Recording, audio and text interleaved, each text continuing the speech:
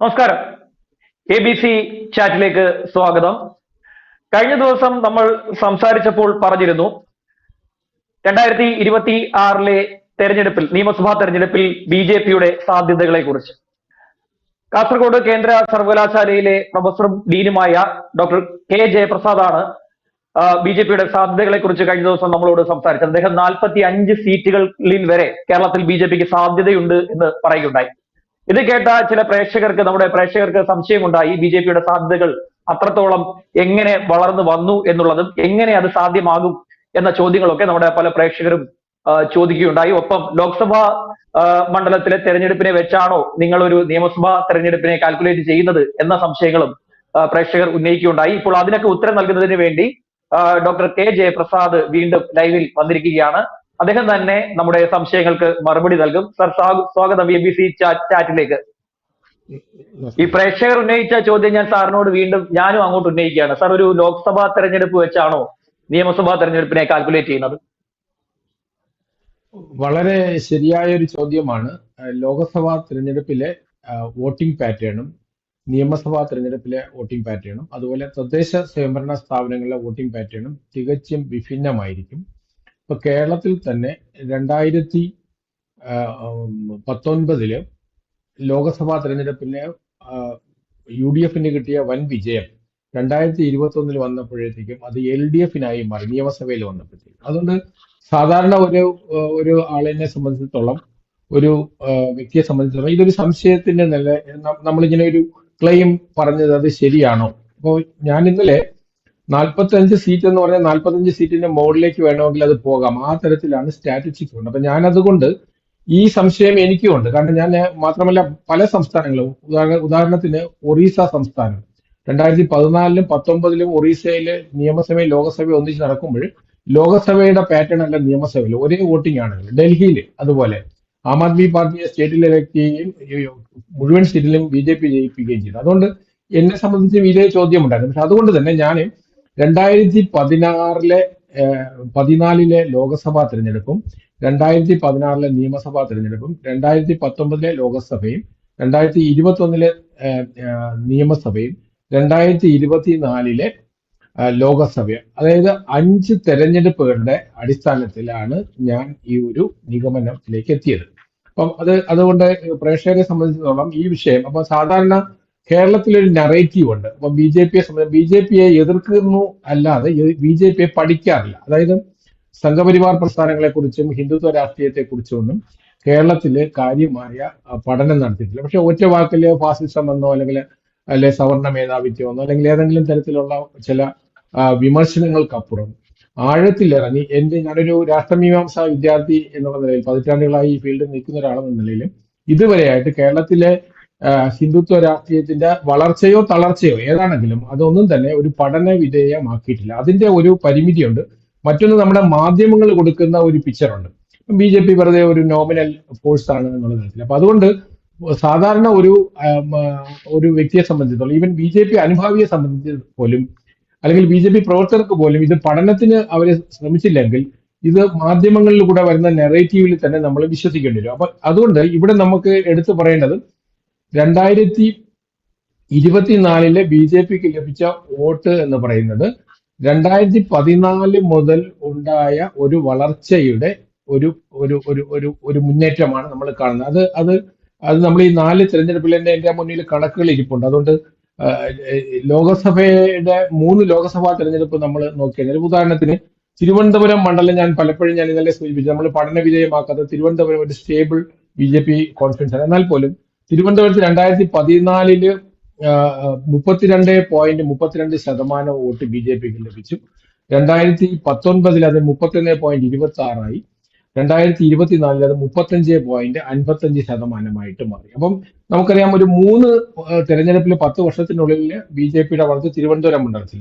നമുക്ക് അത് തൃശ്ശൂരിലേക്ക് പോകുമ്പോൾ 2014 തൃശ്ശൂർ ലഭിക്കുന്നത് കേവലം 8.5% വോട്ടും, 2019 അത് 28.19%, 2024 അത് 37.8%. ഈ തരത്തില് ഗ്രോത്ത് നമുക്ക് കാണാം. ആറ്റിങ്ങലിൽ 7.27 ആണ് 2014.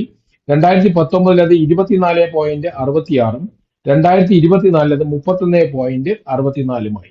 അതുപോലെ പത്തനംതിട്ടയിൽ 10.25 നിന്ന് 28.95 പിന്നീട് ഈ തെരഞ്ഞെടുപ്പിൽ അത് 5% കുറഞ്ഞ് 25.49 ആയിട്ടും കുറഞ്ഞു. ആലപ്പുഴയിൽ 2014 കേവലം 3.39% വോട്ടാണ്. അത് 19 17.22, 24 28.3%. അപ്പൊ ഇവിടെ നമുക്ക് LDFന്റെ വോട്ടുമായിട്ട് താരതമ്യം ചെയ്യുമ്പോൾ ഇത് പല മണ്ഡലങ്ങളിലും വളരെ ക്ലോസ് ആണ്. ഇത് നമുക്ക് നിയമസഭയിലേക്ക് വരാം. നമ്മൾ ഇന്നിവിടെ ചർച്ച ചെയ്യുന്നത് നിയമസഭയാണ്. അപ്പൊ നിയമസഭയിലെ 2024 നിയമസഭയുടെ കണക്കുകൾ നമ്മൾ നോക്കിക്കഴിഞ്ഞാൽ ലോക്സഭയുടെ തെരഞ്ഞെടുപ്പിന്റെ പശ്ചാത്തലത്തിൽ ഏതാണ്ട് 28 മണ്ഡലങ്ങളിൽ BJPക്ക് 40,000-നും 60,000 വോട്ടില് ഏതാണ്ട് 61,000 വരെയുള്ള വോട്ട് BJPക്ക് ലഭിക്കേണ്ടത്. ഒരു സംശയം. ഒരു നിയമസഭാ തെരഞ്ഞെടുപ്പാകുമ്പോൾ ഏതാണ്ട് അറൌണ്ട് ഒരു 1.25 ലക്ഷം വോട്ട് വരെ 1.25 ലക്ഷം വോട്ട് വരെ വരുന്നിടത്താണ് 60%, അല്ല 40 to 60 വരെ വോട്ട് പിടിക്കുന്നത്. അതെ അതെ അതെ അതെ. അപ്പൊ ഞാൻ അതിന്റെ നമുക്ക് നിയമസഭയും ലോകസഭയും തമ്മിൽ താരതമ്യം ചെയ്യാം. അപ്പൊ ഉദാഹരണത്തിന് നമുക്ക് തിരുവനന്തപുരത്ത് നിയമമണ്ഡലം എടുക്കാം. 2024 നിയമ നിയോജക മണ്ഡലത്തിൽ BJPക്ക് ലഭിക്കുന്നത് 61,227 വോട്ടാണ്. അത് 2021 നിയമസഭയിൽ അത് 51,888, 2016 നിയമസഭയിൽ അത് 67,813. അപ്പൊ തിരുവനന്തപുരത്തെ BJP നിയമമണ്ഡലത്തിൽ വട്ടിയൂർക്കാവില് BJPക്ക് ലഭിക്കുന്ന 53,000 ഈ തെരഞ്ഞെടുപ്പിൽ ലഭിച്ചത് 24. അത് 39,000 21, 43,700 2016 ലഭിച്ചത്. കഴക്കൂട്ടത്ത് 2016 42,000 വോട്ട് ലഭിച്ചപ്പോൾ ഈ തെരഞ്ഞെടുപ്പിൽ 50,000 2021 നിയമസഭയിലെ 40,143. പാറശാല മണ്ഡലത്തില് 2016 33,000, 2021 29,000. ഞാൻ എന്റെ റൗണ്ട് ചെയ്ത് പറയുന്നതാണ്. ഈ ലോകസഭയിൽ അത് 45,000. ഇവിടെ നിങ്ങൾക്ക് വ്യത്യാസം മനസ്സിലായി. 33, 29, 45. കോവളം മണ്ഡലത്തില് 30,000, 18,000, 47,000. ഇത് നമുക്ക് ആറ്റിങ്ങലിലേക്ക് വരാം. ആറ്റിങ്ങലാണ് ശരിക്കും നമുക്കൊരു പഠനത്തിന് സാധ്യത വളരെ കൂടുതലുള്ളത്. ഇപ്പൊ ആറ്റിങ്ങൽ നിയോജക മണ്ഡലത്തില് 2016 BJPക്ക് ലഭിക്കുന്നത് 27,000 വോട്ടാണ്, 27,002 വോട്ടാണ്. അത് 2021 38,262 അത് 2024 അത് 52,449. അപ്പൊ ഇത് ചിറയൻകീഴ് വരുമ്പോഴും 19,000 16 21 30,000, 24 42,000. നെടുമങ്ങാട് 35,000 നിന്ന് 45,000, 16 നിന്ന് 24 വരുമ്പോഴാണ്. അപ്പൊ അതുകൊണ്ട് BJPയുടെ ഈ 45 മണ്ഡലങ്ങളിൽ ഞാൻ എടുക്കുമ്പോൾ ഏതാണ്ട് എല്ലാ നിയോജക മണ്ഡലങ്ങളിലും തൃശ്ശൂർ ഉൾപ്പെടെ നമ്മൾ 2016, 19 ഞാൻ തൃശ്ശൂരിലെ മണ്ഡലങ്ങൾ വന്നാല് ഗുരുവായൂരില് തൃശ്ശൂരില് 2016 BJPക്ക് 25,000 ലഭിച്ചു. ഈ തെരഞ്ഞെടുപ്പിൽ 45,000. മണലൂരിൽ നിയമസഭയിൽ 2016 37,000, 21 36,000, ഈ ലോകസഭയിൽ 61,000. ഒല്ലൂരില് 2016 17,000, 2021 22,000, 2024 അത് 58,000. തൃശ്ശൂരില് 24,000 2016, അത് 40,000 21, 55,000 24. നാട്ടികയില് 36,000 2016, 33,000 2021, 66,000 2024. ഇരിങ്ങാലക്കുട അതുപോലെ 30,000 2016, 33,000 2021, അതുപോലെ 24 അത് 59,000 ഉയർന്നു. സാർ ഒരു കാര്യം നമ്മൾ ഈ നിയമസഭാ മണ്ഡലങ്ങളിലെ ഈ പറയുന്ന നമ്പേഴ്സ് പറഞ്ഞു പോകുമ്പോൾ പ്രേക്ഷകർക്ക് പെട്ടെന്ന് അത് പിടികിട്ടണമെന്നില്ല. സാർ ആ കാര്യം പറഞ്ഞു കഴിഞ്ഞാൽ അത് എളുപ്പമായിരിക്കും പ്രേക്ഷകർക്ക്. ഈ ഒരു നമ്പേഴ്സിന്റെ വ്യത്യാസം എന്താണ് സൂചിപ്പിക്കുന്നത്? അപ്പൊ ഇവിടെ നമ്മൾ കാണുന്നത് 5 തെരഞ്ഞെടുപ്പിന്റെ അടിസ്ഥാനത്തിലാണ് നമ്മൾ ഒരു രാഷ്ട്രീയ പാർട്ടിയെ അവലോകനം ചെയ്യുന്നത്. ഇതൊരു ഞാനൊരു രാഷ്ട്രമീമാംസാ വിദ്യാർത്ഥി എന്നുള്ള നിലയിലാണ് ഈ വിഷയത്തെ നോക്കിക്കാണുന്നത്. അതിന്റെ ബെനിഫിഷ്യറി ഏത് പാർട്ടിയാണെന്നുള്ള രണ്ടാമത്തെ വിഷയമാണ്. ഇപ്പോൾ കേരളത്തിലെ ഒരു രണ്ട് മുന്നണി രാഷ്ട്രീയത്തിൽ പ്രബല മുന്നണി രാഷ്ട്രീയം നിലവിലുള്ള ഒരു വ്യവസ്ഥയിൽ ഒരു മൂന്നാമതൊരു ഫ്രണ്ട് വളരെ സ്ലോ പ്രോഗ്രസിലൂടെ ശ്രദ്ധേയമായ മുന്നേറ്റം നടത്തിയിരിക്കുന്നത്. ഇവിടെ ബി ജെ പിയുടെ വളർച്ചയുടെ ഒരു പ്രത്യേകത ഈ ബൈപ്പോളർ പൊളിറ്റിക്സിനെ ഒരു പരിധിവരെ അതിനെ ക്ഷീണിപ്പിച്ചുകൊണ്ടാണ് ബി ജെ പി മുന്നേറുന്നത്. അപ്പോൾ അതുകൊണ്ടാണ് ബി ജെ പിയുടെ സ്ട്രെയിൻ ഒരു തേർഡ് ഫോഴ്സിന് വളർന്നു വരുന്നതിന് സ്ട്രെയിൻ വളരെ കൂടുതലാണ് ഒരു ബൈപ്പോളർ പൊളിറ്റിക്സിൽ, അതും വളരെ ശക്തമായ രാഷ്ട്രീയ ധ്രുവീകരണമുള്ള ഒരു സംസ്ഥാനത്ത്. പക്ഷെ ഇവിടെ ഞാൻ ബി ജെ പിയുടെ വളർച്ചയുടെ ഒരു പ്രത്യേകത ഏതാണ്ട് പ്രധാനപ്പെട്ട കുറെ ജില്ലകളിലെങ്കിലും തിരുവനന്തപുരം നിയോജക മണ്ഡലം, ഞാൻ 28 നിയോജക മണ്ഡലങ്ങള് 40,000-നും 60,000-നും പോൾ ചെയ്ത കാര്യം പറഞ്ഞു. ആ 28 മണ്ഡലങ്ങളിലും ബഹുഭൂരിപക്ഷവും ആലപ്പുഴയിലെ മണ്ഡലങ്ങൾ ഒഴിച്ചു കഴിഞ്ഞാൽ 2016 മുതൽ ഒരു പരിധിവരെ ഈ ഒരു വളർച്ച കാണിക്കുന്ന മണ്ഡലങ്ങൾ, വളരെ തുടർച്ചയായ വളർച്ചയുണ്ട്. ആലപ്പുഴയിൽ കഴിഞ്ഞ 2 തെരഞ്ഞെടുപ്പിലാണ് ആ മുന്നേറ്റം കൂടുതൽ. ഒരു ചോദ്യം സാർ പറഞ്ഞ 45 മണ്ഡലങ്ങളിൽ ബി ജെ പിയുടെ സാധ്യത പറഞ്ഞു. തിരുവനന്തപുരത്ത് ഏതൊക്കെ? തിരുവനന്തപുരം നിയോജക മണ്ഡലത്തിലെ 7 നിയോജക മണ്ഡലങ്ങളിൽ നെയ്യാറ്റിൻകര ഒഴിച്ച് ബാക്കി എല്ലാ നിയോജക മണ്ഡലങ്ങളും 40,000-ന് മുകളിൽ ബി ജെ പിക്ക് വോട്ട് ലഭിച്ചിട്ടുണ്ട്. തിരുവനന്തപുരത്തെ 7 നിയോജക മണ്ഡലങ്ങളിൽ, അതായത് നേമം, വട്ടിയൂർക്കാവ്, കഴക്കൂട്ടം, പാറശാല, കോവളം, തിരുവനന്തപുരം, നെയ്യാറ്റിൻകര, ഈ 7 മണ്ഡലങ്ങളിൽ നെയ്യാറ്റിൻകര മാത്രമാണ് ബി ജെ പിയുടെ വോട്ടില്. അത് ഈ തെരഞ്ഞെടുപ്പിൽ മാത്രമല്ല, 2016 15,000, 2021 21,000, 2024 36,000. ബാക്കി എല്ലാ മണ്ഡലങ്ങളിലും ബി ജെ പിയുടെ വോട്ട് വളരെ മുന്നിലാണ്. 2024 61,000 നേമത്ത്, 53 വട്ടിയൂർക്കാവ്, 50 കഴക്കൂട്ടം, പാറശാലയിൽ 45, കോവളത്തിൽ 47, തിരുവനന്തപുരത്തിൽ 43. അപ്പൊ തിരുവനന്തപുരം നിയോജക മണ്ഡലത്തിലെ ഒരു രാഷ്ട്രീയ പാർട്ടി, നമുക്കറിയാം B J P B D J S എന്നുള്ളൊരു മുന്നണിയാണ്. അത് അടിസ്ഥാനപരമായി ബി ജെ പി എന്നുള്ള ഒരു പ്രമുഖ കക്ഷി മാത്രമാണ്. അപ്പൊ തിരുവനന്തപുരത്തിലെ മറ്റ് രാഷ്ട്രീയ പാർട്ടികളുമായിട്ട് നമ്മൾ താരതമ്യം ചെയ്യുമ്പോൾ ഇവിടെ താരതമ്യം ചെയ്യേണ്ടത് ഈ മണ്ഡലങ്ങളിൽ, ഉദാഹരണത്തിന് വട്ടിയൂർക്കാവില് ബി ജെ പിക്ക് ലഭിച്ചത് 53,000 ആണെങ്കിൽ ഇടതുപക്ഷത്തിന് ലഭിച്ചത് 28,000, വലതുപക്ഷത്തിന് ലഭിച്ചത് 44,000. നേമത്ത് 61 ബി ജെ പി, 39 കോൺഗ്രസ്, 33 ഇടതുപക്ഷം. കഴക്കൂട്ടത്ത് 50 ബി ജെ പി, 39 കോൺഗ്രസ്, 34 ഇടതുപക്ഷം.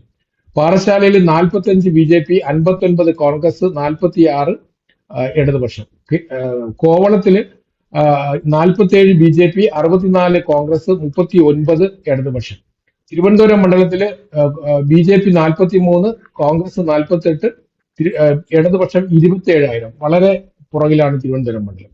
അപ്പൊ തിരുവനന്തപുരം നിയോജക മണ്ഡലത്തിലെ ലോകസഭയുടെ റേഞ്ച് നമ്മൾ നോക്കിക്കഴിഞ്ഞാൽ ഏതാണ്ട് എല്ലാ മണ്ഡലങ്ങളിലും ബി ജെ പി 6 മണ്ഡലങ്ങളിൽ വളരെ സുശക്തമായി മുന്നിലാണ്.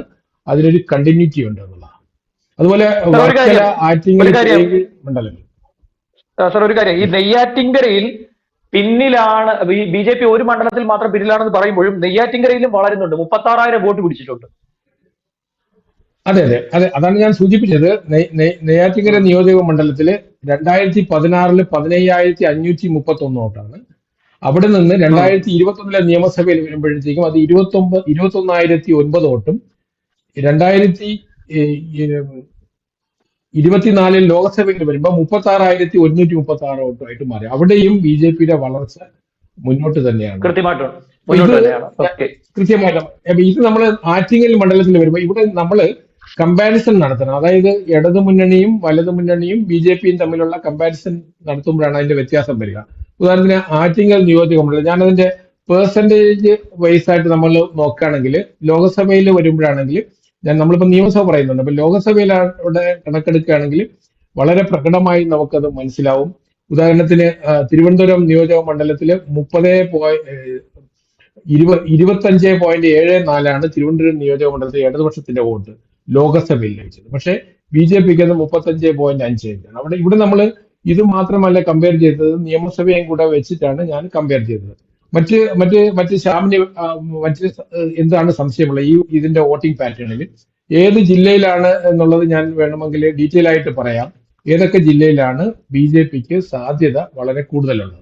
ഇപ്പൊ തിരുവനന്തപുരം ജില്ലയിലെ ഏതാണ്ട് 14 നിയോജക മണ്ഡലം, 13 നിയോജക മണ്ഡലം, അതായത് അരുവിത്തുറയും നെയ്യാറ്റിൻകരയും ഒഴിച്ച് ബാക്കി അരുവിക്കരയും നെയ്യാറ്റിൻകരയും ഒഴിച്ച് ബാക്കി ഏതാണ്ട് എല്ലാ മണ്ഡലങ്ങളിലും BJPയുടെ വോട്ടിംഗ് പെർസെന്റേജ് വളരെയധികം സാധ്യത എന്ന് പറയുന്നത് ആ രാഷ്ട്രീയ ഒരു കാൻഡിഡേറ്റിന്റെ പ്രഭാവമുണ്ട്, പാർട്ടിയുടെ കഠിനാധ്വാനമുണ്ട്, മറ്റു രാഷ്ട്രീയ സാഹചര്യങ്ങളുണ്ട്. പക്ഷെ ഞാൻ പറഞ്ഞത് ബേസ് ആണ്. ഈ ഒരു ബേസ് എന്ന് പറയുമ്പോൾ ഒരു പ്രത്യേക ഒരു ഇലക്ഷനിൽ മാത്രം ഉണ്ടായ ഒരു മുന്നേറ്റമല്ല, അതിനൊരു കൺസിസ്റ്റന്റ് ആയിട്ടുള്ള ചെറിയ ഏറ്റക്കുറച്ചിലുകൾ ഉണ്ടാവാം. അതാണ് നമ്മൾ എടുത്തു പറയേണ്ട ഒരു വസ്തുത.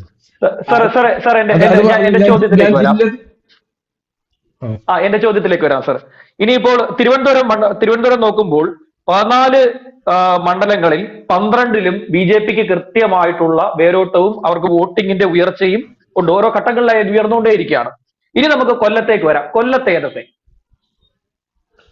കൊല്ലം നിയോജക മണ്ഡലം ചാത്തന്നൂർ മാത്രമാണ് ആ തരത്തില് നമുക്കിപ്പോ ഈ റേഞ്ചിൽ നമുക്ക് എടുത്തു പറയാം. ഞാനിപ്പോ നമ്മള് മൊത്തം ലിസ്റ്റ് എടുത്തെങ്കിലും ഞാൻ 30,000-ന് 40,000-ന് ഇടയിലുള്ള 17 മണ്ഡലങ്ങളും 40-നും 60-നും ഇടയ്ക്കുള്ള 28 മണ്ഡലങ്ങളാണ് ഇവിടെ ഇന്നിപ്പോ നമ്മൾ ചർച്ചയ്ക്ക് എടുത്തിട്ടുള്ളത്. മറ്റതിന്റെ ഡീറ്റെയിൽസ് എന്റെ കയ്യിൽ അവൈലബിൾ ആണ്. അപ്പം കൊല്ലത്ത് നമുക്ക് പ്രധാനമായിട്ടും എടുക്കേണ്ട മണ്ഡലം ചാത്തന്നൂർ മണ്ഡലമാണ്. ചാത്തന്നൂർ മണ്ഡലത്തില് 2016 ചാത്തന്നൂർ മണ്ഡലത്തില് 33,000 വോട്ട് ലഭിച്ചു. 2021 അത് 42,090 ഈ തെരഞ്ഞെടുപ്പിൽ ചാത്തന്നൂർ അല്പം വോട്ട് കുറഞ്ഞ് 31,643. അപ്പൊ ആ തരത്തില് കൊല്ലം നിയോജക മണ്ഡലത്തില് ഏറ്റവും കൂടുതൽ BJPക്ക് വോട്ട് വരുന്നതും കഴിഞ്ഞ 2 നിയമസഭാ തെരഞ്ഞെടുപ്പിൽ 2ാം സ്ഥാനത്ത് വന്നതും ചാത്തന്നൂർ മണ്ഡലമാണ്. അതേസമയം തന്നെ മറ്റ് മണ്ഡലങ്ങളിൽ ഇപ്പോൾ കൊട്ടാരക്കര ഉൾപ്പെടെയുള്ള മണ്ഡലങ്ങളിലൊക്കെ BJPക്ക് മോശമല്ലാത്ത വോട്ടുണ്ട്.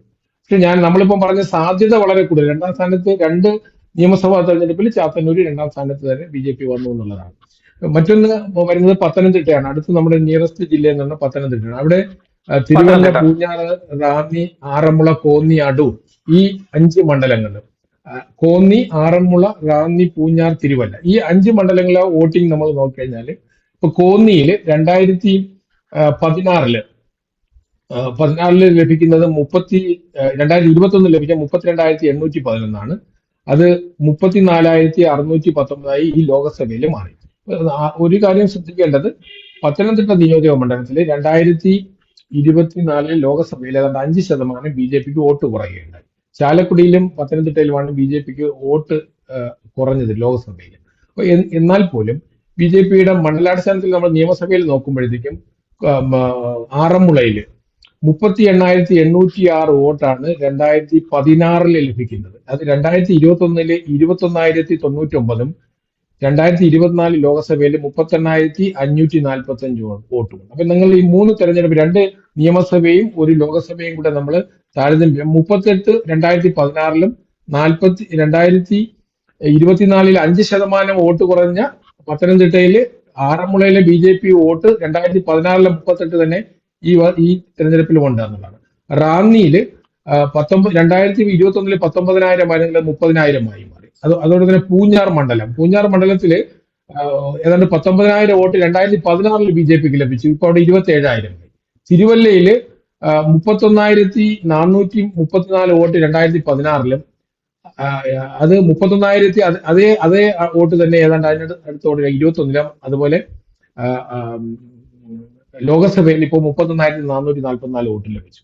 അപ്പൊ ഇത് സൂചിപ്പിക്കുന്നത് പത്തനംതിട്ടയിലെ ഈ 5 മണ്ഡലങ്ങളിലും BJPയുടെ പ്രകടനം കഴിഞ്ഞ 4 തെരഞ്ഞെടുപ്പിലായിട്ട് 2 നിയമസഭാ തെരഞ്ഞെടുപ്പ് ലോകസഭയുടെ പശ്ചാത്തലത്തിൽ വരുമ്പോൾ നമ്മൾ മുന്നോട്ട് തന്നെയാണ് പോകുന്നത്. അത് ഒരു സംഘടനയെ സംബന്ധിച്ചിടത്തോളം അത് വളരെ ഇവിടെ ഞാൻ ഒന്നുകൂടെ സൂചിപ്പിക്കുന്നു, ഒരു ബൈപോളാർ പോളിറ്റിക്സിലെ ഒരു തേർഡ് ഫോഴ്സ് ആണെന്നുള്ളതാണ് വരുന്നത്. അത് കോട്ടയം ജില്ലയിൽ നമുക്ക് ആ തരത്തിൽ എടുത്തു പറയാനുള്ള മണ്ഡലങ്ങളില്ല. പക്ഷെ നമുക്ക് കാഞ്ഞിരപ്പള്ളി മണ്ഡലം ഉദാഹരണത്തിന്, കാഞ്ഞിരപ്പള്ളിയിൽ 2016 31,411 2029 29,187 2024 ലോകസഭയിൽ 30,013 വോട്ട് ലഭിച്ചു. അതായത് 30,000 വോട്ട് ബി ജെ പി കാഞ്ഞിരപ്പള്ളിയിൽ 2016-ലും 2021-ലും 2024-ലും ഏതാണ്ട് നിലനിർത്തി ചെറിയൊരു ഗ്രോത്ത് വന്നിട്ടുണ്ട്.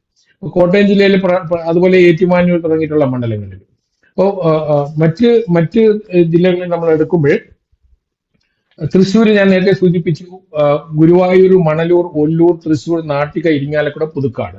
ഇതിൽ ഗുരുവായൂർ മണ്ഡലമാണ് കുറച്ച് പുറകിൽ നിൽക്കുന്നത്. ബാക്കി എല്ലാ മണ്ഡലങ്ങളിലും ബി ജെ പിയുടെ വോട്ടിന് ഈ പറഞ്ഞ പോലെ ഉദാഹരണത്തിന് നമുക്ക് മണലൂർ കോൺസ്റ്റിറ്റ്യുവൻസി എടുക്കാം. മണലൂരില് 2016-ല് 37,680 വോട്ടും 2021-ല് 36,000-ഉം 2024-ല് 61,000-ഉമാണ്. അപ്പോ 2016-ലെ 37,000-ആണ് 61,000-ആയിട്ട് 2024-ലേക്ക് മാറുന്നത്. ഒല്ലൂരില് 17,000-ൽ നിന്ന് 58,000-ആയി. അത് 17, 22, 58 എന്നുള്ള റേഞ്ചിലാണ്. തൃശ്ശൂരിൽ വരുമ്പോൾ 24,748-ൽ നിന്ന് കഴിഞ്ഞ തെരഞ്ഞെടുപ്പിൽ 40,457-ഉം ഈ തെരഞ്ഞെടുപ്പിൽ 55,057-മായി. ഈ തരത്തില് ഞാനിങ്ങനെ കണക്കുകൾ പറയുമ്പോൾ പ്രേക്ഷകർക്ക് അത് എത്രമാത്രം രസകരമായിരിക്കും എനിക്കറിയില്ല. പക്ഷേ നമ്മള് ഈ മണ്ഡലങ്ങളുടെ കണക്ക് നമ്മൾ പരിശോധിച്ചു കഴിഞ്ഞാല് ഞാൻ സൂചിപ്പിച്ച 45 നിയോജക മണ്ഡലങ്ങളിലും കൺസിസ്റ്റന്റ് ആയ ഒരു വളർച്ച ബി ജെ പിക്ക് ഉണ്ടെന്നുള്ളതാണ്. അതാണ് നമ്മൾ എടുത്തു പറയേണ്ട ഒരു വിഷയം, കൺസിസ്റ്റന്റ് ആയ വളർച്ച. ഈ 45 മണ്ഡലങ്ങളിൽ ഇതിന് സമാന്തരമായി ഇതിന് താഴെയുള്ള മറ്റനേകം മണ്ഡലം, ഏതാണ്ട് 3-4 ഡസൻ മണ്ഡലങ്ങളിലും ഈ കൺസിസ്റ്റന്റ് ആയ വളർച്ചയുണ്ട്. അതിന്റെ തോത് വ്യത്യാസമുണ്ട്. അപ്പൊ നമ്മൾ ഇപ്പൊ ഉദാഹരണത്തിന് കണ്ണൂർ ജില്ലയിലെ ബി ജെ പിയുടെ വളർച്ച, അതും നമുക്ക് എടുത്തു പറയേണ്ട ഒരു വിഷയമാണ്. കണ്ണൂർ മണ്ഡലത്തിലെ ലോക്സഭാ മണ്ഡലത്തിലെ കണ്ണൂരിൽ ഈ തെരഞ്ഞെടുപ്പിലെ കണ്ണൂരില് ബി ജെ പിക്ക് ലഭിക്കുന്നത് 11.27%. അത് 2014-ൽ 4.42-ഉം 2019-ല് 6.5%. അപ്പൊ 6-ൽ നിന്നാണ് കണ്ണൂരിൽ 11-ആയി മാറുന്നത്. വയനാട്ടിൽ 6-ൽ നിന്ന് 13-ആയി മാറി. ചാലക്കുടിയിൽ ഞാൻ നേരത്തെ പറഞ്ഞ് സൂചിപ്പിച്ച് കുറഞ്ഞു. ഇടുക്കിയിൽ 4-ൽ നിന്ന് 10-ആയി മാറി. പൊന്നാനിയിലും 6-ൽ നിന്ന് 12-ആയി.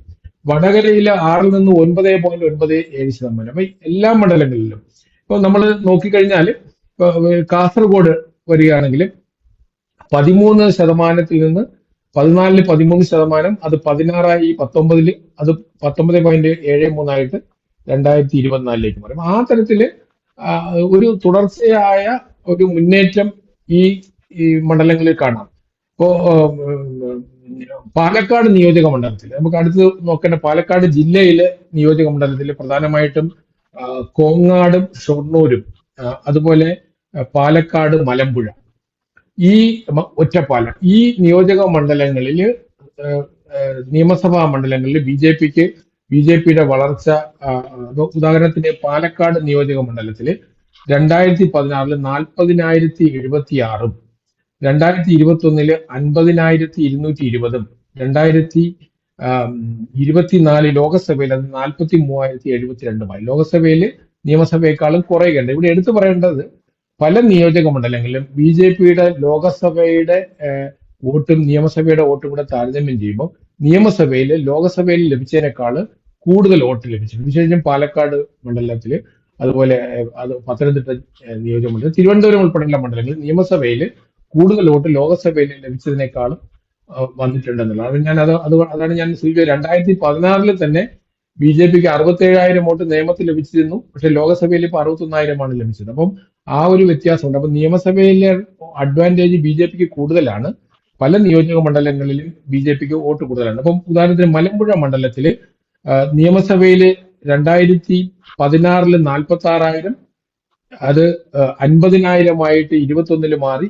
ഈ തെരഞ്ഞെടുപ്പിൽ അത് 48,000-ആയി. ലോകസഭയിൽ കുറയുക ചെയ്തത്. അതിൽ മഞ്ചേശ്വരത്ത് 2016-ല് 56,000-ഉം 2021-ല് അത് 65,000-ഉം ഈ ലോക്സഭാ തെരഞ്ഞെടുപ്പിൽ അത് 57,000-ഉമാണ്. കാസർഗോഡ് വരുമ്പോഴത്തേക്കും അതുപോലെ തന്നെ 2016-ലെ നിയമസഭയിൽ 56,000, 2021-ല് അത് 50,000, 2024-ല് 47,000. ഈ തരത്തില് കാസർഗോഡ് ജില്ലയിലെ മണ്ഡലങ്ങളും മലമ്പുഴ ജില്ലയിലെ മണ്ഡലങ്ങളും. നമുക്കിനി വരേണ്ടത് ആലപ്പുഴയിലെ മണ്ഡലങ്ങളാണ്. ആലപ്പുഴയിലെ മണ്ഡലങ്ങൾ വരുമ്പോഴത്തേക്ക് ഉദാഹരണത്തിന് അമ്പലപ്പുഴയിൽ 22,000 വോട്ട് 2016 ലഭിച്ചെങ്കിൽ അത് 37,000 2024 മാറി.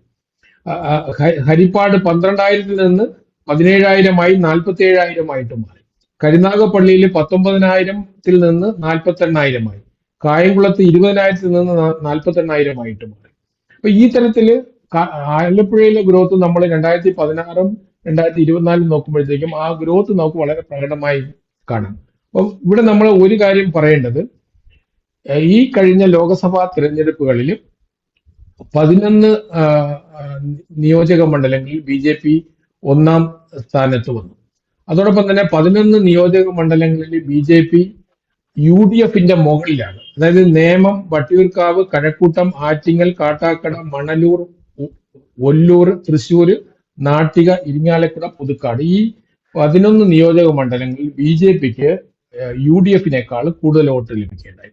അതുപോലെ 19 നിയോജക മണ്ഡലങ്ങളിൽ BJPക്ക് LDFനേക്കാളും മുന്നിൽ വന്നിട്ടുണ്ട്. അതായത് നേമം, കോവളം, നെയ്യാറ്റിൻകര, വട്ടിയൂർക്കാവ്, തിരുവനന്തപുരം, കഴക്കൂട്ടം, കാട്ടാക്കട, ആറ്റിങ്ങൽ, മണലൂർ, ഒല്ലൂർ, തൃശ്ശൂർ, നാട്ടിക, ഇരിങ്ങാലക്കുട, പുതുക്കാട്, കായംകുളം, ഹരിപ്പാട്, പാലക്കാട്, മഞ്ചേശ്വരം, കാസർഗോഡ്, ഈ 19 നിയോജക മണ്ഡലങ്ങളിൽ LDFനേക്കാൾ ഒരു സംശയം, ഈ 19 LDFനേക്കാൾ കൂടുതൽ BJP വന്നു, 11 UDFനേക്കാൾ കൂടുതൽ BJP വന്നു. ഈ 19 ഉൾപ്പെടുന്ന ചില മണ്ഡലങ്ങൾ ഈ 11 അതെ. അപ്പൊ നമ്മൾ സ്വാഭാവികമായിട്ടും വിജയസാധ്യത എന്ന് പറയുന്നത് ഇത് രണ്ടും നോക്കിയിട്ടാണല്ലോ. കാരണം ഒരു ത്രികോണ മത്സരമാണ് നടക്കുന്നത്. അപ്പം BJPയുടെ വോട്ട് ഇതിൽ പല മണ്ഡലം, ഉദാഹരണത്തിന് തൃശ്ശൂരിലെ മണ്ഡലങ്ങളിൽ LDFന്റെയും UDFന്റെയും മുകളിൽ തന്നെയാണ് BJP വരിക, ഗുരുവായൂർ ഒഴിച്ച്. അപ്പം നമ്മൾ തിരുവനന്തപുരത്തിന്റെ കാര്യം നേരത്തെ സൂചിപ്പിക്കേണ്ടത്. അപ്പൊ സ്വാഭാവികമായിട്ടും നമ്മളൊരു വിജയ സാധ്യത എന്ന് പറയുന്നത് എന്താണ്? വിജയ സാധ്യത എന്നാൽ വിജയമല്ല. വിജയസാധ്യത ഒരുപാട് ഘടകങ്ങളുടെ അടിസ്ഥാനത്തിലാണ്. ഒരു രാഷ്ട്രീയ പാർട്ടിയെ നമ്മൾ സാധാരണഗതിയിൽ ഒരു മൂന്നാം മുന്നണിയായി നിൽക്കുന്ന രാഷ്ട്രീയ പാർട്ടി കേരളത്തിലെ പല തെരഞ്ഞെടുപ്പുകളിലും BJP കിട്ടുന്ന വോട്ട് 5%, 4% മുതൽ 10% വരെ നിൽക്കുന്ന ഒരു റേഞ്ചാണ്. അപ്പൊ നമ്മൾ ഒരു രാഷ്ട്രീയ വ്യവസ്ഥയിൽ 20%, 19.26% വോട്ടാണ് BJP ഈ തെരഞ്ഞെടുപ്പിൽ നേടുന്നത്, BJP മുന്നണി ആയിട്ട്. അത് സംബന്ധിച്ചിടത്തോളം സാധാരണ നമ്മൾ ഒരു തെരഞ്ഞെടുപ്പിൽ 20% ഒരു ലെവലിലേക്കൊക്കെ ഒരു പാർട്ടി വളർന്നു കഴിഞ്ഞാൽ അതിന് വിജയ സാധ്യത വളരെ കൂടുതലാണ്. അത് തെരഞ്ഞെടുപ്പിലെ തന്ത്രങ്ങള്, കാൻഡിഡേറ്റിന്റെ വ്യക്തിപരമായ പ്രഭാവം തുടങ്ങി ഒരുപാട് ഘടകങ്ങളും മറ്റു കാര്യങ്ങളുണ്ട്. അതായത് രാഷ്ട്രീയ പാർട്ടികളുടെ അവിടെയാണ് സാറിനോട് എന്റെ ഉള്ള ചോദ്യവും BJPയുടെ കേരളത്തിലെ നേതാക്കളോട് സാറ് വഴി പറഞ്ഞു കൊടുക്കാനുള്ളതും. അതായത് ഇത്രയും മണ്ഡലങ്ങളിൽ നല്ല കാൻഡിഡേറ്റിനെ ഇറക്കി, അതായത് ഇപ്പോൾ മുതൽ ഈ ഘട്ടം മുതൽ ഇറക്കി കളിക്കാമെങ്കിൽ ഈ 45 വലിയ മത്സരം കാഴ്ചവെക്കാൻ സാർ പറഞ്ഞ ഈ നമ്പേഴ്സ് വെച്ച് നോക്കുമ്പോൾ എനിക്കതാണ് മനസ്സിലാകുന്നത്. നല്ല കാൻഡിഡേറ്റിനെ വെച്ച് കളിച്ചാൽ BJP ഇവിടെ ഒരു വലിയ വെല്ലുവിളി ഉയർത്തും.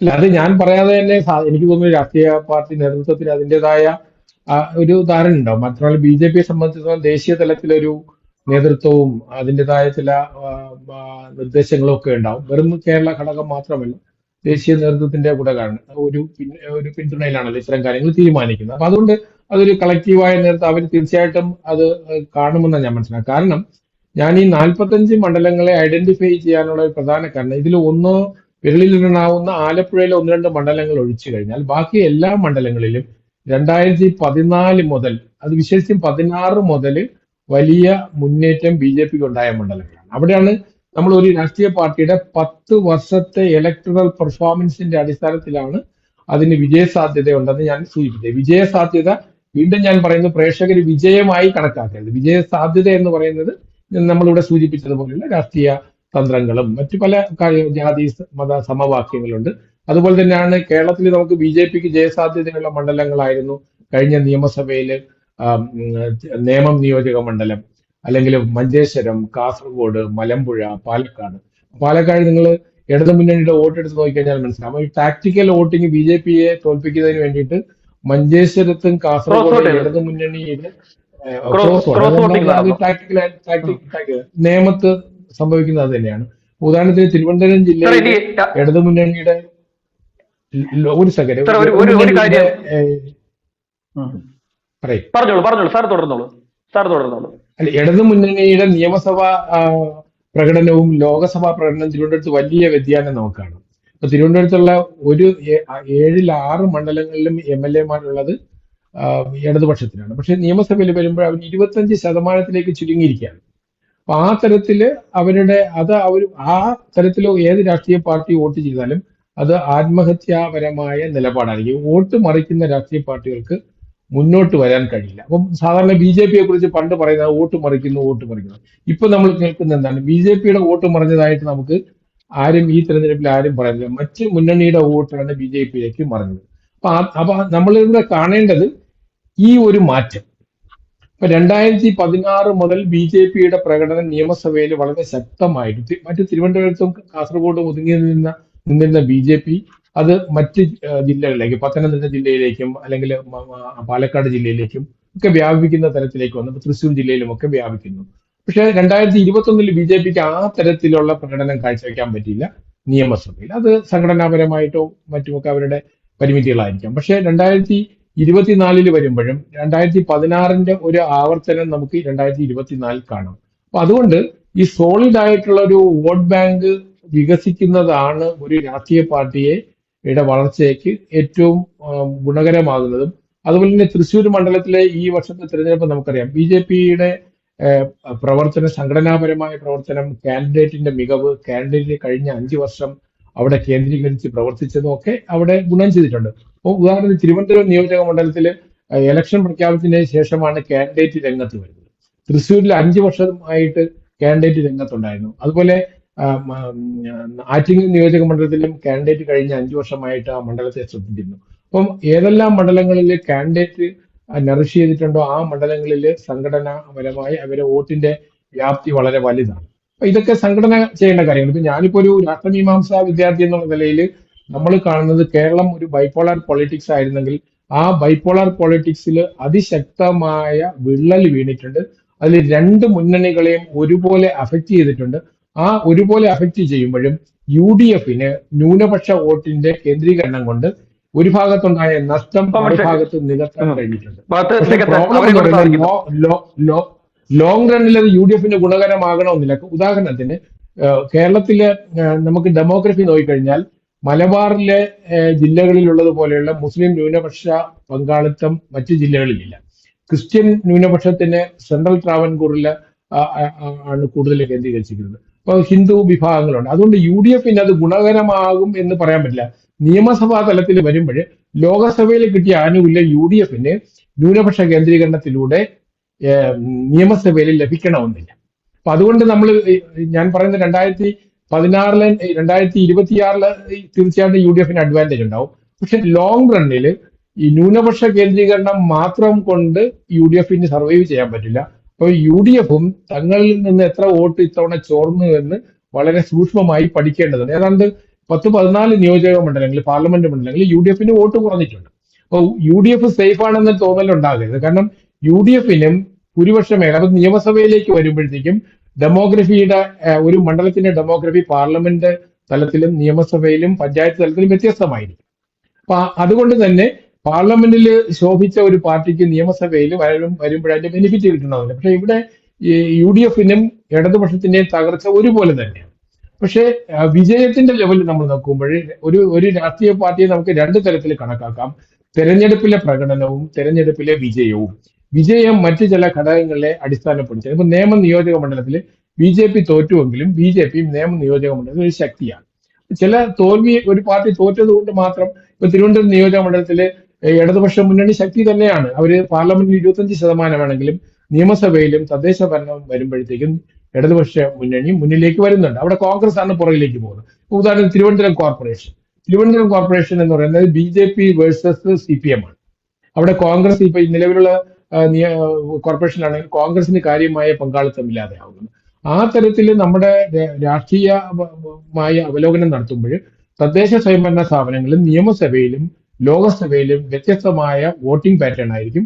വ്യത്യസ്തമായ ഡെമോഗ്രാഫിക് ബേസിസ് ആണുള്ളത്.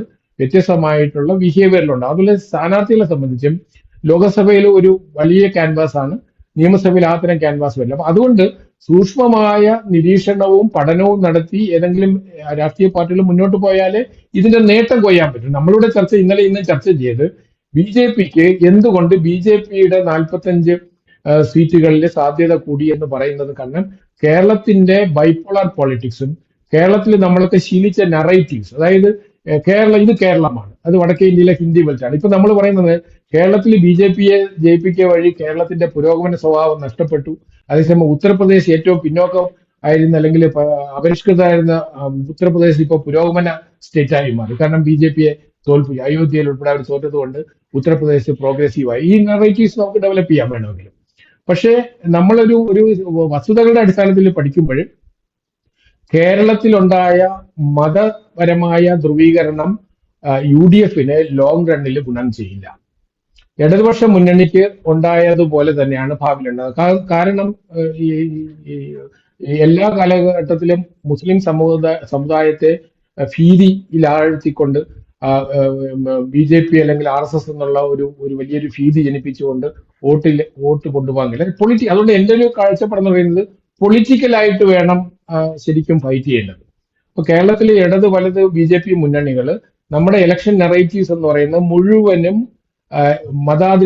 മതാധിഷ്ഠിതമാണ്. ഇപ്പൊ ഉദാഹരണത്തിന് മനുഷ്യാവകാശത്തെ കുറിച്ച് പറയുമ്പോഴും നമ്മൾ ഉക്രൈനിലെ ആളുകളുടെ മനുഷ്യാവകാശത്തിന് വേണ്ടിയിട്ട് കേരളത്തിലെ ഒരു പൊതുസമ്മേളനങ്ങളും നമ്മൾ കണ്ടില്ല, ഐക്യദാർഢ്യ പരിപാടികൾ കണ്ടു. പക്ഷേ നമ്മൾ പാലസ്തീനെ കുറിച്ച് ഓവർ വറീഡാണ്. എന്തുകൊണ്ട്? നമ്മൾ ഉക്രൈനിൽ നമ്മൾ ഒരുപാട് മലയാളി വിദ്യാർത്ഥികൾ ഉൾപ്പെടെ പഠിച്ചിരുന്ന സ്ഥലമാണ്, അവിടെ ഇപ്പോഴും യുദ്ധം നടക്കുന്നത്.